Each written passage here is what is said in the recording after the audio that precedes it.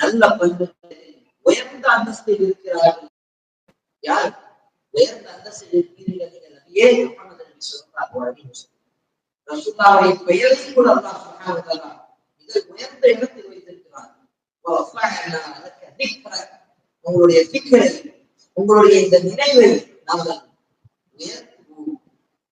இன்னைக்கு 2024 உலகம் முழுவதும் ஒரு ஆய்வு செய்து அதிகமான இந்த உலகத்தில் இருக்கக்கூடிய பெயர்களின் பட்டியல் முதல் பெயர் முஹம்மது ஸல்லல்லாஹு அலைஹி வஸல்லம் அவருடைய பெயர் தான் இருக்கு. அல்லாஹ் அவர்களுடைய பெயரை கூட இப்படி உயர்த்தி வைத்திருக்கிறார்.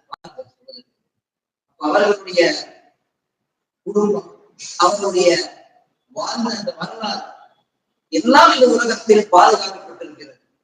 ரசூலுல்லாஹ் அவர்கள் செய்த காரியம், ரசூலுல்லாஹ் சொன்ன வார்த்தை ஏன் ரசூலுல்லாஹ் சஹாபியின் வார்த்தை கண்ணால் அனுமதி கொடுத்தாங்க. அந்த அங்கீகாரம் ஹதீஸில் பதிவாகிறது. அவ்வளவு ரசூலுல்லாஹ்வுடைய வாழ்க்கை கண்ணிமிக்க ஒரு சிறந்த ஒரு வாழ்க்கை வரலாறாக இருக்கிறது. அதனால்தான் வாழ்க்கை வரலாறு எல்லா இடத்திலும் எல்லா மனிதர்களுக்கும் ஒரு அழகிய முன்மாதிரி, ஒரு அழகிய தர்மத்துடன், ஒரு அழகிய குணங்கள் ஒரு மனிதனிடம் வர வேண்டும் என்று சொன்னால் அவர் ரசூலுல்லாஹ்வை பின்பற்றினால் போதும், தன்னைத்தானாகவே அது வந்துவிடும். ரசூலுல்லாஹ் எப்படி இருந்தார்கள் அதை நாங்கள் பார்க்க வேண்டும். இன்னும் குர்ஆனில் முஃமின்களுடைய சிஃபத்துகளை, முஃமின்களுடைய பண்புகளை பற்றி சொல்லும் பொழுது குர்ஆன் எப்படி பேசுகிறது தெரியுமா? முஃமின்கள் வெற்றி பெற்றார்கள். அல்லதீன ஹும் அன் ஸலாத்திஹிம் காஷிஊன், எவருடைய தொழுகை பேணுதலாக, எவருடைய தொழுகையில் அந்த இறை நம்பிக்கையோடு தொழுகிறார்களோ, கவனத்தோடு தொழுகிறார்களோ, அவர்கள் வெற்றி பெற்றார்கள். இது முஃமின்களுடைய பண்பு.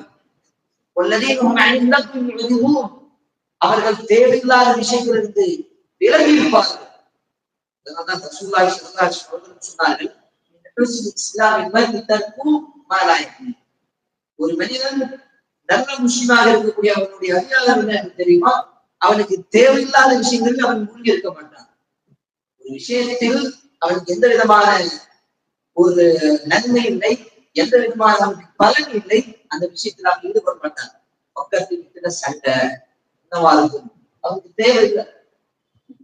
அவர்களுக்கும் கணவனுக்கும் 2 பேருக்கும் ஒரு வாக்குவாதம், 2 பேருக்கும் பிரச்சனை, அந்த மனிதனுக்கு தேவையில்லை, அவன் அந்த விஷயத்தில் ஈடுபட மாட்டான்.